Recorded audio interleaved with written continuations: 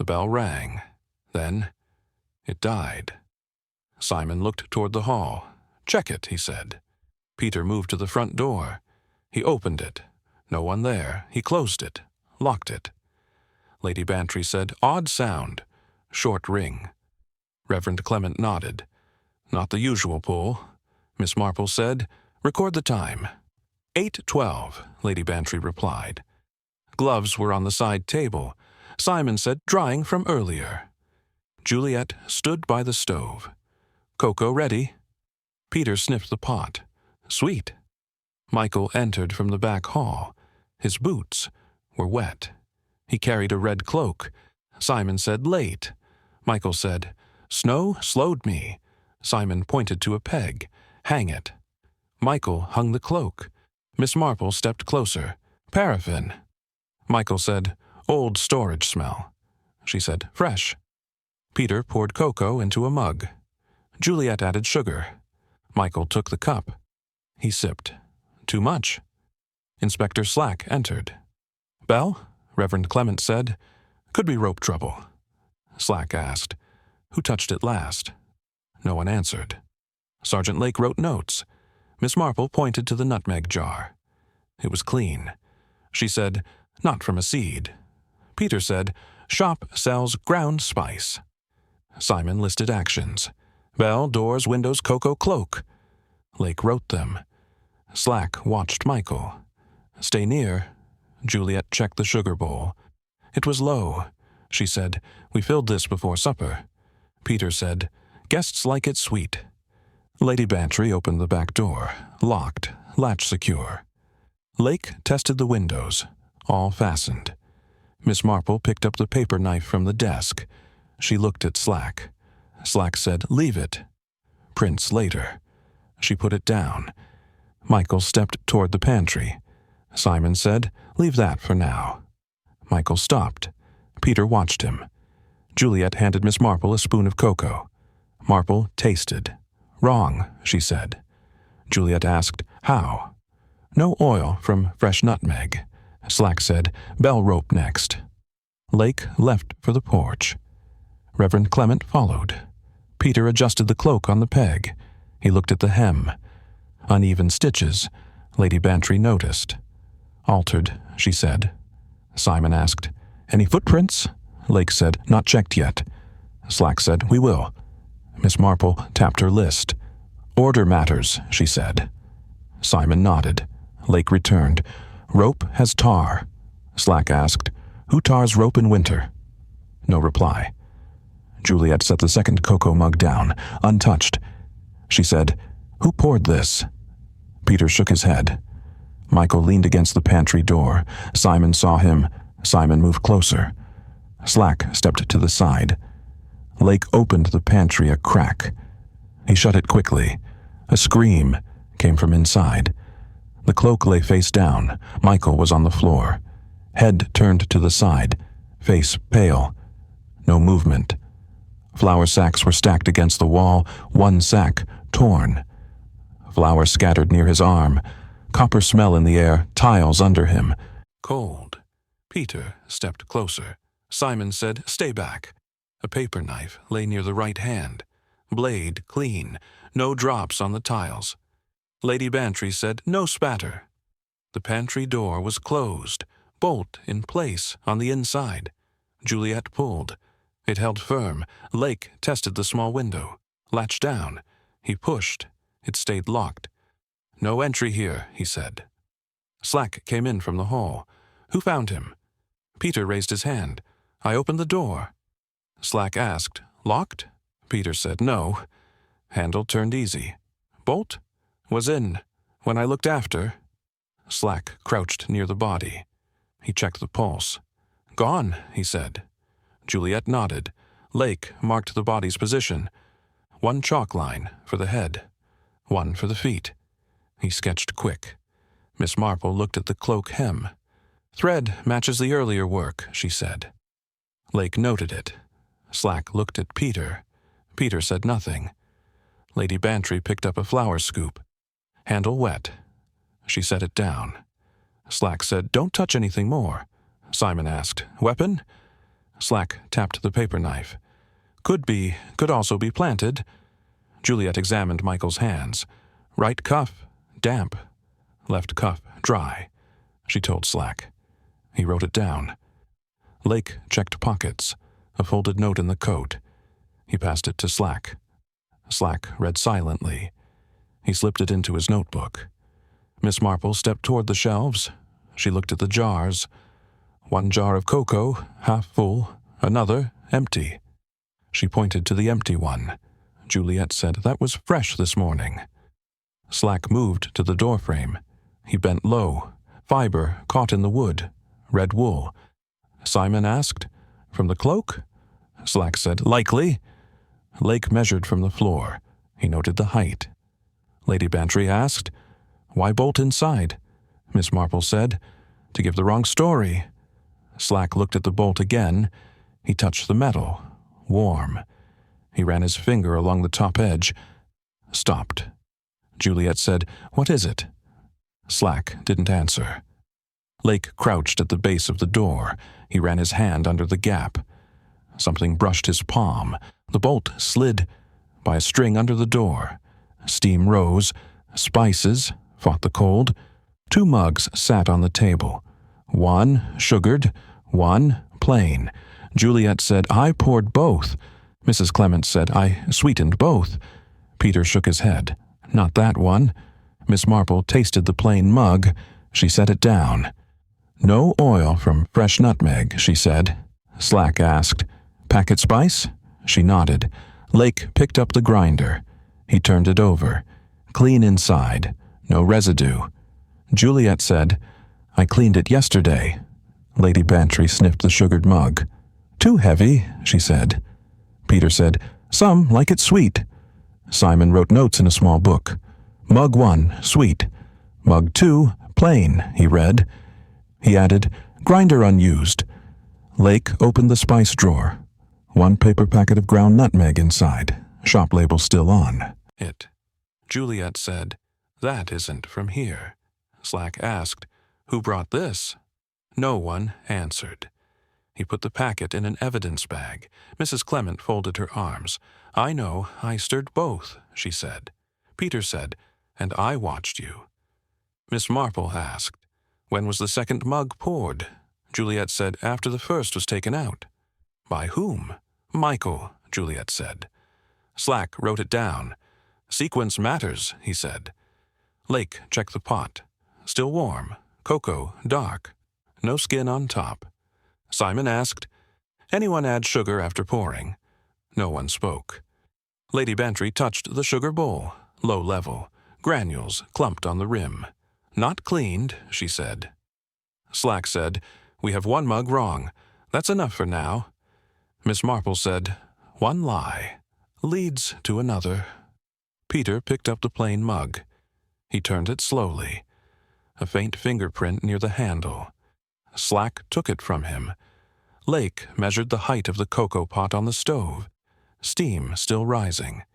Juliet said, "It's been simmering all evening." Miss Marple asked, "Who stirred last?" Mrs. Clement said, "I did, after supper." Peter said, "Then why is the ladle wet now?" Lady Bantry looked at the ladle on the counter. Drops of cocoa on the handle. Slack said, "Not from serving mugs." Juliet said, "No. We used spoons." Simon asked, "Then why touch the ladle?" No answer. Lake opened the sink cupboard. Inside, a second ladle. Dry. He looked back at the wet one. "This wasn't washed," he said. Miss Marple stepped closer. She pointed to a smear on the wet ladle. "Paraffin," she said. Slack said, "So someone handled this after touching the cloak." Lake nodded. Simon wrote it down. "Paraffin, cocoa." "Wrong mug," he read. Peter crossed his arms. "Means nothing," he said. Miss Marple said, "It will." A wet ladle. No one used. Steps in snow. Too even. Too long. Lake crouched near the first print. He placed the ruler. "Stride is wrong," he said. Slack asked, "How wrong?" "Half a yard longer than natural." Miss Marple looked over his shoulder. "Too regular," she said. Simon stood behind them. Not possible without a tool, he added. Lake moved to the next print. Same depth, same shape. No scuff at the edges. Peter said, "Could be a man running." Lake shook his head. No variation at all. Juliet said, "Then what?" "Suspended weight," Lake said. They followed the prints toward the side gate. All identical, no broken pattern. Lady Bantry counted, 24 steps. Slack said, "Where's the return path?"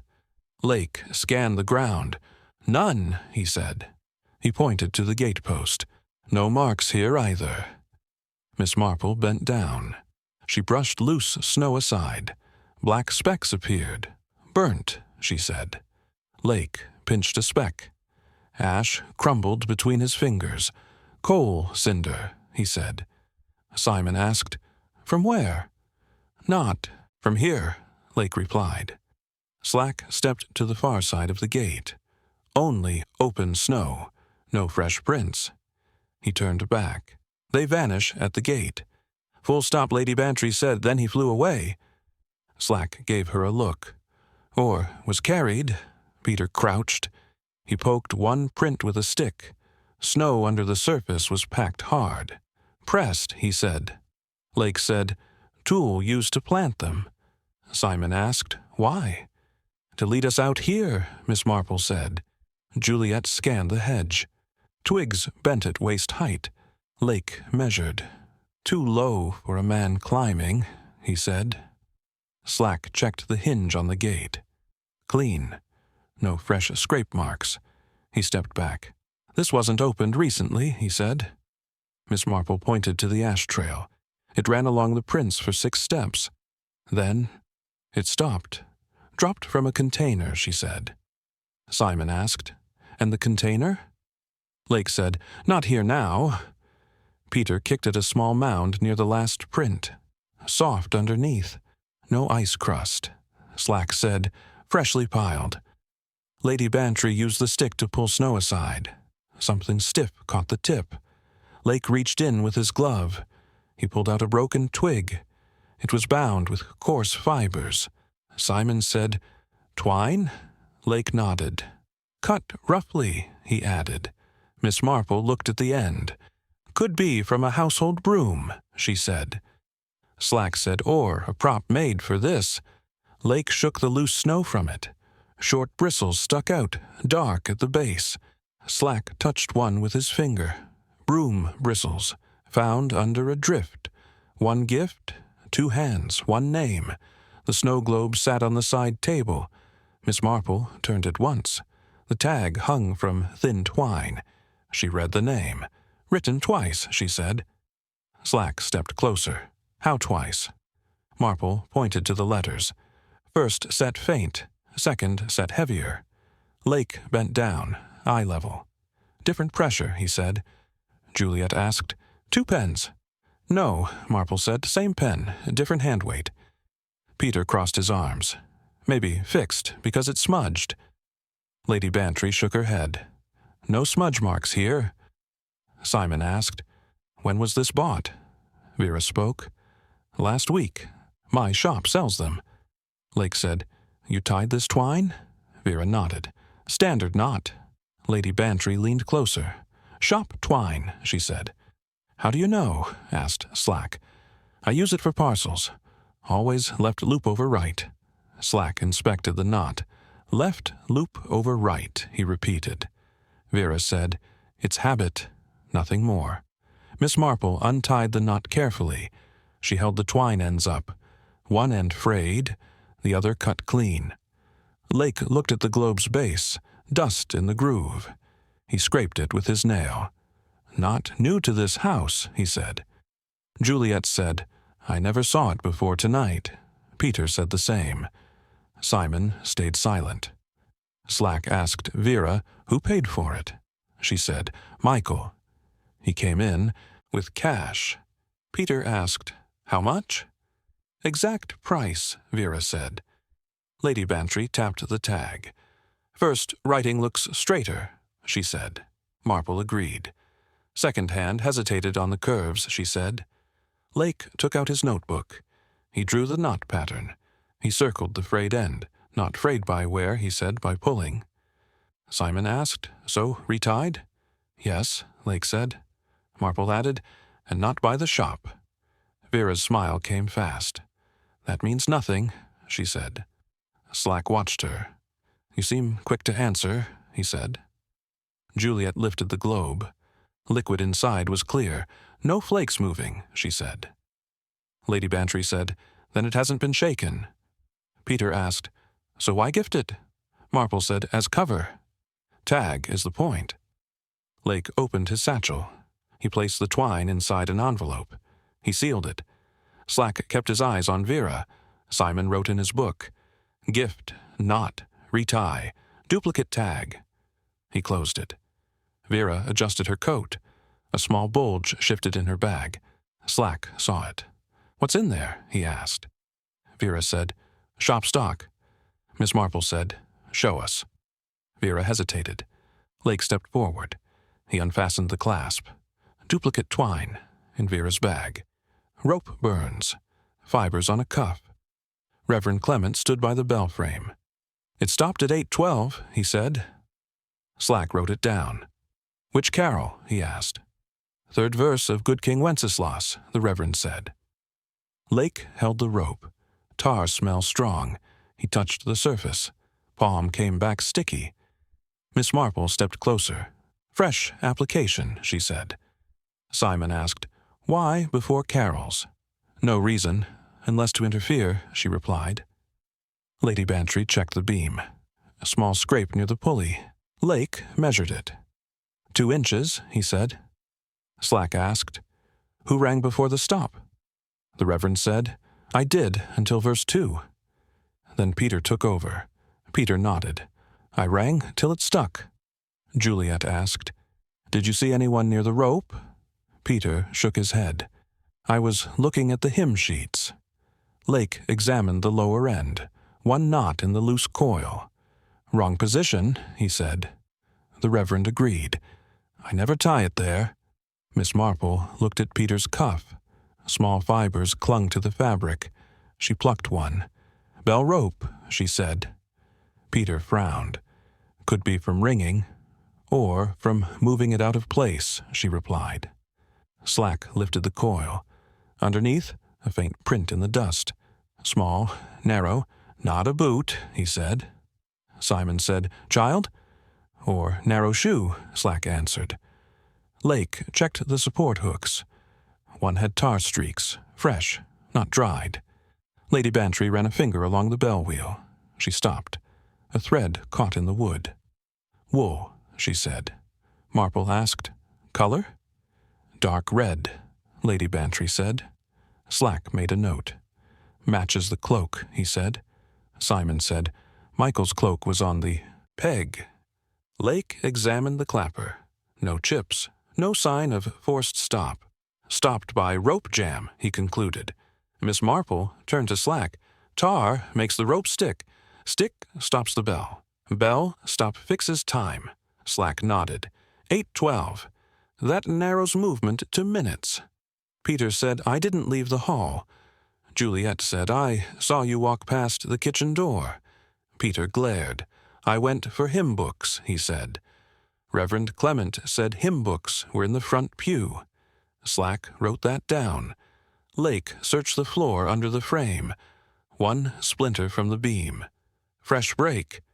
He pocketed it. Miss Marple looked at the outer beam where the rope passed. Her eyes fixed on something caught in the join. She reached up, pulled gently. A red fiber, snagged on the bell frame. Taste first. Facts later. Miss Marple took a sip from the cup. She set it down. No bite, she said. Juliet asked, meaning? Not fresh nutmeg, Marple said. Slack looked at the grinder on the shelf. He picked it up, turned it over. Inside, clean. No trace of spice oil. Lake ran his finger inside. Dry surface. No residue, he said. Simon asked, when was it last used? Juliet said, yesterday. Peter added, I saw her grind in the morning. Lady Bantry picked up the nutmeg jar, empty. She shook it once. No sound. Miss Marple said, "Fresh seeds give oil." "That's what's missing." Slack nodded. "So, packet spice instead." Lake opened the drawer under the counter. 3 jars. 1 packet folded over twice. Shop stamp in blue ink. Juliet said, "That's not from our stores." Peter stepped forward. Anyone could buy it. Slack read the stamp. "Bland's General Store," he said. All eyes turned to Vera. She said, "We sell dozens every week." Miss Marple asked, "Who handled the cocoa pot last?" Mrs. Clement said, "I stirred it before supper." Peter said, "I carried it to the table." Lake checked the cupboard above the stove. No spare nutmeg there. He wrote it in his notes. Simon said, "So, someone swapped the spice." Juliet nodded and removed the seeds. Lady Bantry asked Vera, "Sell any today?" Vera said, "Yes." Michael bought one mid-morning. Slack said, "So, it was in the house before evening?" Vera replied, "Yes." Miss Marple looked at Peter's coat hanging on the hook. She patted the pockets. Her hand stopped. She pulled out a small paper packet. Lake stepped closer. "Same shop stamp," he said. Peter stared at it. "That's not mine," he said. Slack held out his hand. Marple passed him the packet. He opened it slightly, ground nutmeg inside. Same smell as the cup. Juliet folded her arms. "You poured the second cup," she said to Peter. Peter said, "And I used what was here." Miss Marple said, "Fresh jar was empty." Peter shook his head. "Then someone planted this," he said. Lake wrote in his notebook, "Packet found in suspect's coat," he read aloud. Simon said, "We'll see fingerprints." Slack nodded. "That will tell us," he said. Peter said, "You're wasting time." Marple looked at him. "Not if the spice was meant to hide something else." Lady Bantry asked, "Like what?" Marple didn't answer. Peter says, "It's not mine." Good King Wenceslas lasts 4 minutes. Reverend Clement stood by the organ. He said, "We began at 8:20. Slack checked his watch. "Ended?" 8:24, the Reverend replied. Simon pointed to the clock on the mantel. It read 8:25. Slack said, "That's 1 minute over." Juliet said, "No drag in the tempo." Lady Bantry asked, "How can you be sure?" Juliet replied, "I counted bars, all steady." Lake looked around the room. "Then someone was missing during the hymn." Peter said, "Everyone was singing." Juliet shook her head. "Not true." Miss Marple asked, "Who passed the side aisle?"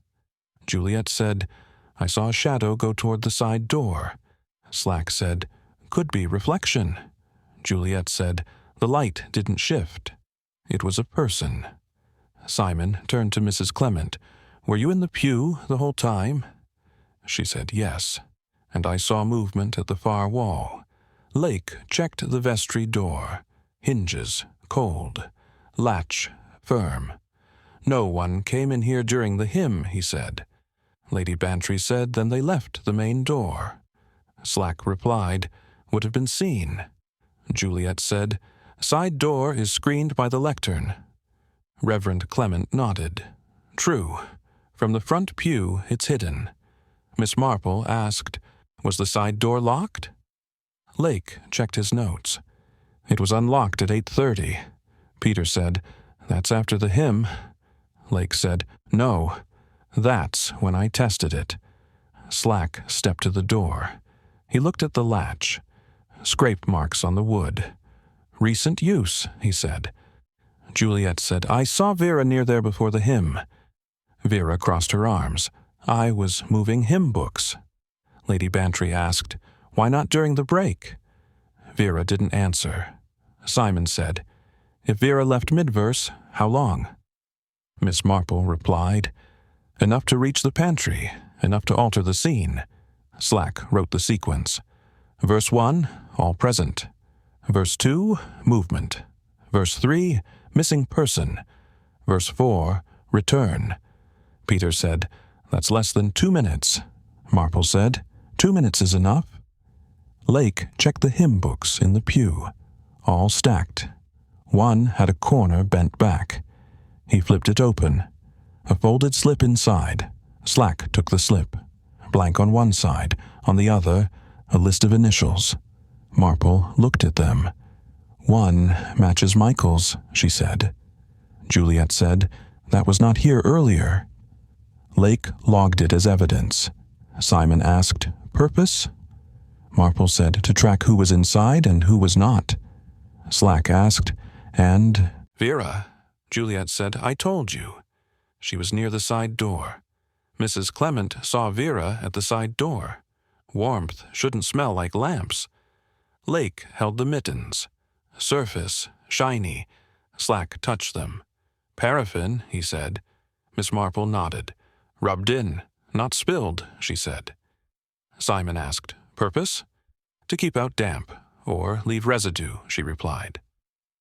Juliet said, those were on the cloak peg. Peter added, they weren't there this morning. Lady Bantry pointed to the left mitten.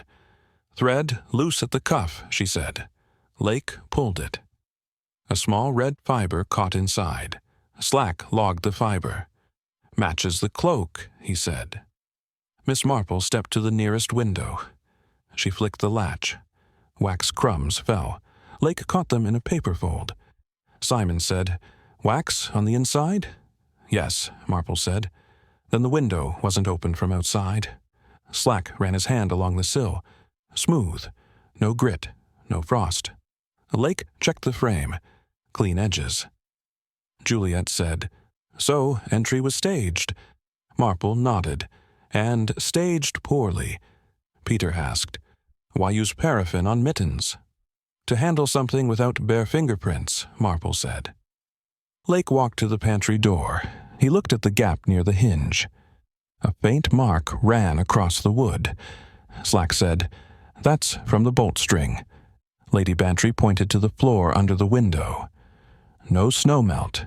Juliet said, then it wasn't open long. Simon wrote in his notebook, mittens, paraffin, wax inside latch, draft reversed. Lake crouched near the skirting board. He felt along the bottom edge. Warm air pushed out. Draft is wrong way, he said. Slack asked, meaning air coming out. Not in. Window was never the source, Lake replied. Marple said, it's to confuse the time of entry. Peter stood with arms folded. You're reading too much into gloves. Lady Bantry said, they're mittens, and they smell like lamp fuel. Slack opened the pantry. He stepped inside. Shelves on one wall, jars on the other. Lake followed. He scanned the lower shelf, stopped at a stub of candle, picked it up. Surface ridged from cooling. Marple entered. She looked at the stub, her eyes fixed on one side. Hold it steady, she said. Slack tilted it. A partial thumbprint showed in the wax. Simon said, could be anyone. Marple shook her head. Prints don't lie. Mittens keep them off. Bare hands leave them. Lake put the candle stub in an evidence bag. He sealed it. Slack marked the time in his notes. Candle stub with thumbprint in the pantry. Boots can walk without feet. Lake opened the shed door. Slack followed him inside. Broom leaning in the corner. Twine coiled on a hook. Loose straw on the floor. Miss Marple pointed to a pair of brogues. They were tied crosswise with twine. Lake said, boots fixed to broom handle. Peter stepped in. Why tie them like that? To drag through snow, Lake replied. Slack said, that makes the stride regular. Marple nodded. And equal depth for each step, she added.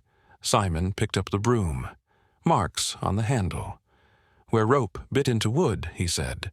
Lake found a second coil of twine, shorter, frayed at one end. He bagged it. Juliet pointed to a sack in the corner. Lake opened it. Ash inside, still loose. Matches the ash by the gate, he said. Slack looked at Peter. You said no one went out that way. Peter said, "I didn't see anyone." Marple asked, "Shed locked?" Simon said, "Latch was down." No padlock. Lady Bantry tested the broom bristles. They bent easily. Ends darkened. "From soot," she said. Lake measured the brogue soles. Same length as the prints outside. Slack noted it. "That's our puppet's stride." Simon said, "So they walked the broom through snow." Sprinkled ash, left no real trail. Marple replied, "Yes, and left this for us to find." Peter asked, "Why leave it here?" Slack said, "Because they thought it wouldn't be checked." Lake examined the twine knot on the brogues, loops even, ends tucked in. He compared it to the second coil. "Same type," he said. Vera stood at the doorway. "That's common shop string," she said. Lady Bantry replied, "And common knots aren't this neat." Slack said, "We'll compare to known samples." Lake wrote in his notes, "Knot style consistent." Marple asked Vera, "How do you tie parcels?" Vera said, "Depends on size." Marple said, "Show us." Vera took the second coil, tied a quick knot. Slack watched closely. Same overhand loop, same twist under pull. Lake compared it to the knot on the brogues, identical pattern. He didn't speak. He handed both to Slack. Simon read from his notes. Broom. Brogues tied. Twine match. Ash match. Juliet said, "It's the same as the snow globe knot?" Marple agreed. "And the same habit." Slack looked at Vera. She met his eyes. "Anyone could tie it that way," she said. "Knot style matches Vera's shop parcels. Det writes louder than Carol's." Lake placed the ledger on the table. Slack opened it. Several pages, torn out. He turned to the next intact page. "Last entry, 3 days ago," he said. Miss Marple asked, "Any names of interest?" Slack read, "No initials we know." Lake pointed to faint impressions on the torn stubs. "Someone wrote hard. Marks pressed through," he said. Simon brought over a pencil. Lake shaded the page. 2 letters appeared. "M.A.," he said. Juliet said, "Michael Arkwright?" Slack nodded. He closed the ledger. Lady Bantry asked Vera, "Why tear out those pages?" Vera replied, "Old accounts. Cleared." Slack said, "Not cleared if receipts are missing." Lake searched the till drawer. Empty envelopes inside. All unlabeled. He shook them. Nothing inside. Miss Marple said, "Receipts are proof. They can hurt or protect." Simon said, "So, who benefits if they vanish?" No one answered. Juliet checked a second ledger under the counter. Entries neat until last week. Then a gap. Same page size as the torn sheets. Slack asked, "Any other records?" Vera shook her head. Peter entered from the hall. He held a hymn book. "This was under a seat," he said. Slack took it, flipped through the pages. A folded paper fell out. He opened it. "I.O.U.," he read. Amount written, £40. Signed, M.A. to V.B. Lady Bantry looked at Vera. "That's clear enough," she said. Vera said, "Old loan. Paid back." Slack asked, "Proof?" "Not now," she said. Lake checked the handwriting. "Matches Michael's notes from the post office file," he said. Marple nodded. Simon said, "So Michael owed Vera money." Juliet added, "And ledger pages with his name are missing." Slack folded the IOU, slid it into an envelope, marked the time and date. Miss Marple said, "Det gives motive, but the timing matters." Slack said, "Explain." "If the IOU was hidden in the hymn book before the service, it was placed by someone with access to that seat," she said. Lake asked, "Which seat?" Peter pointed, "Near the front." Reverend Clement walked in. He asked, "What's happening?" Slack said, "An IOU was found." Reverend asked, "Where?" Peter pointed again. "By your seat," he said. Lady Bantry asked, "Do you leave books there during the week?" Reverend said, "Sometimes." "Not this one." Slack looked at Vera. She folded her arms. Could have been anyone, she said. Lake noted the sequence. Ledger torn. Receipts missing. IOU hidden. Found by suspect's creditor. Simon said, "Too many links to ignore." Miss Marple agreed. "But we still need proof," she said. Hymn book was placed by the reverend's seat. The hem tells the truth. Lake laid the cloak flat on the table. Slack measured from collar to hem. "Too short," he said. Peter frowned. "It fit Michael." Miss Marple shook her head. "Michael was taller," she said. Simon asked, "Could it shrink?" "Not this much," Lake replied. Juliet pointed to the bottom seam, thread darker than the fabric. "Not original," she said. Lady Bantry leaned closer. "Stitching uneven," she said. Marple agreed. "Resewn by hand." Slack asked, "Why alter the length?" "To fit another wearer," Marple said. Lake turned the cloak over. One pocket was loose at the seam. Inside, a small piece of chalk. He bagged it. Juliet said, "Tailor's chalk." Vera said, "Any shop could use it." Lady Bantry checked the lining. One section replaced.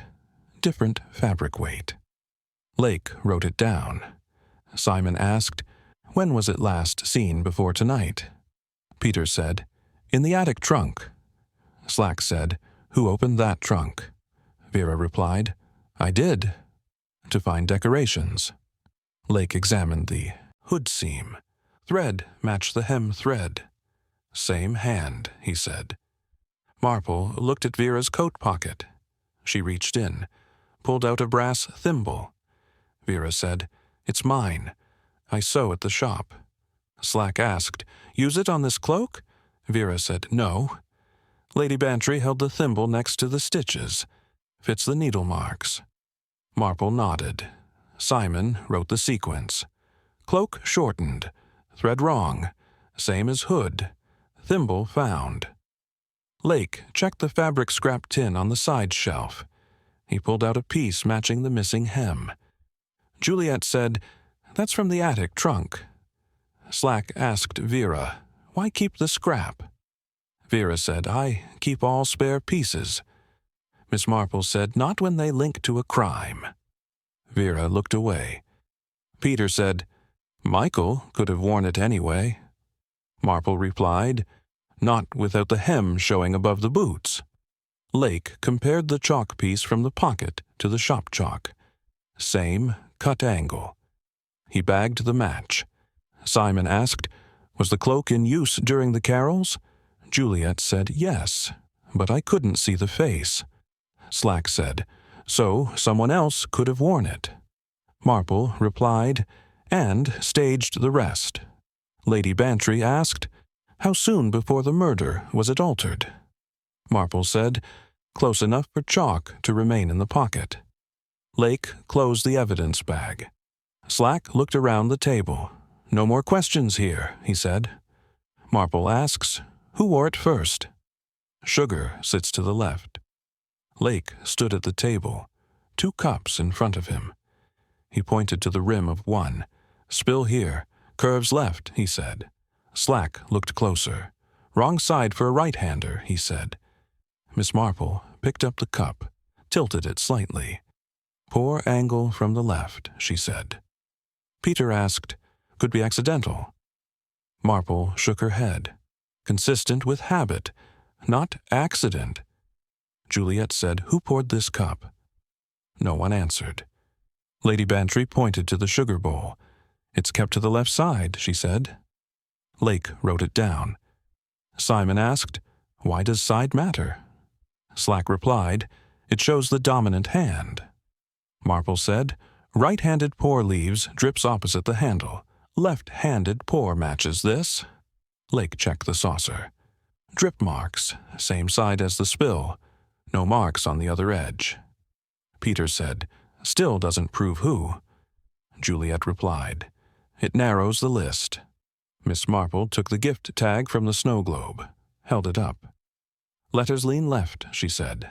Slack asked, "Meaning?" "Written by a left-hander," she replied. Vera folded her arms. I am left-handed. That isn't a crime.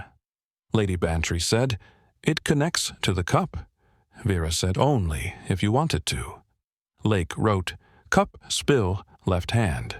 Tag writing, left hand. Closed his notebook. Simon said, What else can a left hand explain? Marple replied, Position of sugar when poured, angle of spoon in cocoa pot. Slack moved to the cocoa pot. Checked the rim. Small chip on the left side of the spout. Would dribble when poured that way, he said. Lake checked the tablecloth. One small stain near the left edge of the cup's place. Same cocoa color. Juliet asked, When was the cup placed? Peter said, Before the hymn. Miss Marple said, Then the pour happened before the alibi attempt. Lady Bantry opened a small tin on the sideboard. Candied orange peel inside. She took one piece out. Sticky. With a dark smear. Slack asked, What's that? Marple touched it with her finger. Smelled it. Bitter oil, she said. Peter asked, From what? From the spice packet, she replied. Lake put the orange peel in an evidence bag, sealed it. Slack wrote the time and date. Simon read from his notes. Left hand pour, left hand writing, bitter oil trace. Vera said, Coincidence? Marple looked at her. No, she said. Bitter oil on candied orange peel, sequence, not drama. Lake opened his notebook. Bell rings. 8:12, he said. Slack nodded. Crowd sings. 4 verses, he said. Juliet said, During verse 2, Vera moved toward the side door. Peter added, I saw her leave. Vera said, I was fetching hymn books.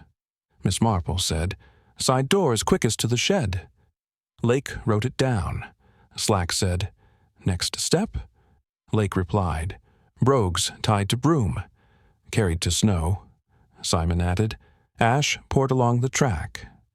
Lady Bantry said, That explains the puppet stride. Lake nodded. No return prints, he said. Miss Marple continued. From the gate, she could reach the pantry door in under a minute. Slack asked, Door locked? Bolted from inside, Marple said. Lake said, String tied to bolt. Passed under the gap. He pointed to the mark on the door frame. Pulled shut after entry, he added.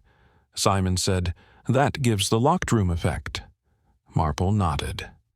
Juliet said, She switched the mugs in the pantry. Peter asked, Why? Marple said, To put the packet spice in one. Leave fresh taste in the other. Slack said, Which mug went to Michael? Plain. Spiced from packet, Marple said. Lady Bantry asked, Then the window? Marple said, Wax placed on latch inside. Draft reversed, made it look opened from outside. Lake checked his notes. Sequence fits 2 minutes, he said. Vera said, You make it sound easy. Marple replied, It was practiced. Slack asked, When return?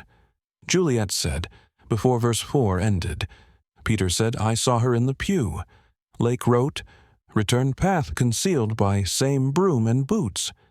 Simon said, What about the gift? Marple said, Placed before the hymn. Tag rewritten, Slack asked, Motive step? Lake replied, Ledger pages torn. IOU hidden. Debt to victim. Lady Bantry asked, Why tonight? Marple said, Bell. Timing gave perfect cover. Noise. Distraction. Slack said, And the key? Lake looked up. Church key missing after service, he said. Peter asked, Where kept? Reverend Clement said, On the hook by my seat. Slack asked, Last seen? Before the hymn, Reverend replied. Juliet said, If Vera took it, she could lock and unlock without notice. Lake checked the evidence bag list. No church key logged, he said. Simon said, Could be hidden in the house. Marple replied, Or still with the person who used it. Vera said, Search me if you want. Slack said, We will. Miss Marple closed her notebook. Sequence stands, she said. Bell, boots, bolt, switch, wax, return. Keylake marked the end of the page. Slack looked at Vera. She met his eyes. The church key is missing. No speeches, just steps. Miss Marple stood in the drawing room. She faced the group. "Watch closely," she said. She walked to the side door, counted aloud. 6 breaths to the shed. Lake noted the time. Marple picked up the broom. Brogues tied crosswise. She dragged them in a straight path. "Stride even, depth equal," she said. Slack compared the marks in the snow. "Same as outside," he confirmed. She reached the gate, dropped the broom, walked quickly to the pantry door. "Less than 1 minute," Lake said. She bent to the door gap, fed a string under, pulled the bolt closed. Slack said, "Matches the mark we found." Marple stepped inside the pantry. She switched 2 cups, one with packet spice, one with fresh nutmeg. "Spill pattern, left-handed," she said. Lake wrote it down. She crossed to the window, pressed wax crumbs into the latch. "Shows fake entry," she said. Simon asked, "Time so far?" Lake said, 1 minute 30. Marple stepped back to the gate. She dragged the broom and boots again, straight over her own first track. At the shed, she replaced the broom, hung the twine, closed the door. She walked into the side door of the hall. Simon said, 2 minutes 40 total. Marple turned to the table. She picked up the snow globe tag. "Not from shop twine. Tag written twice. Left hand lean," she said. She held up the ledger. Pages torn. Receipts to M.A. missing. Lake added, "I.O.U. hidden in hymn book by Reverend Seat." "Debt unpaid," Marple said. "Threat of exposure. That's motive 1. Slack asked. "And the second?" Marple said, "Blackmail." Michael knew of the theft from the shop. Threatened to tell. Juliet said, "So the cloak?" Marple replied, "Shortened to fit Vera. Worn to appear as Michael." Lady Bantry said, "And the mittens. Paraffin to handle items without prints." "Fiber from cloak inside," Marple said. Slack said, "Sequence is clear." Bell at 8:12. Him. Exit unseen. Shed. Puppet stride, pantry, switch, wax, return. Lake checked his notes. "Church key still missing," he said. Marple looked at Vera. "Keys don't vanish without help," she said. Vera stayed still. Slack stepped forward. "Apron pockets," he said. Vera didn't move. Lady Bantry reached for the hem. A small metal shape slid out. It hit the floor. Lake bent and picked it up. He held it high. Everyone saw the long shaft. And the teeth. The church key falls from Vera's apron hem. Quiet. No carols, just wind. Slack held Vera's arm. "Bring her in," he said to Lake. Lake moved ahead. Opened the door. They stepped inside. Simon stood by the table. Ledger in front of him. Juliet closed it. Locked the clasp. Set it aside. Peter stayed near the window, eyes fixed on the gate. He didn't speak. Lady Bantry moved to the sideboard, filled the kettle, set out cups. No one refused. Lake placed the broom and brogues on the floor. Next to them, the twine and packet spice. Slack said, "All logged?" Lake nodded. Miss Marple checked each item, ticked them off her list. Broom, brogues, twine, cloak, mittens, candle stub, IOU. Simon asked, "Anything unaccounted for?" "Nothing left," Marple said. Juliet said, "What about the shop ledger?" Marple replied, "It stays closed until trial." Vera sat in the corner chair, wrists free, eyes on the floor. Slack stood beside her. "You know the charges," he said. Vera said nothing. Lake sealed the last evidence bag, wrote the time, handed the sheet to Slack. Peter asked, "Why keep the cloak?" Marple said, "It's part of the chain. It goes with her." Lady Bantry poured tea into Marple's cup. Marple held it in both hands. She didn't drink. Simon said. Still think it was planned for tonight? Yes, Marple said. Bell timing gave cover. Juliet said, Could anyone else have done it? No, Marple replied. The sequence only fits her movements. Lake put the sealed key bag on the table. Slack signed beside it, placed it in his coat pocket. Peter finally turned from the window. Prints will prove it, he said. They will, Marple replied. Lady Bantry set her cup down. Will she confess? Marple said. She won't. Not yet. Slack said, Transport's ready. He motioned to Vera. She stood without a word. Lake gathered the props into one crate, carried it out. Door closed behind him. Juliet stacked the hymn books, placed them in the pew box. Peter watched, didn't move. Simon wrote the final note in his book, put it away. Lady Bantry poured fresh tea for the rest. Marple sat back in her chair, hands still wrapped around the cup. Little lies travel on warm hands, Marple said. They melt what snow cannot. No one spoke. The room stayed still. A single sound came from outside, the soft ring of the bell, fixed at last.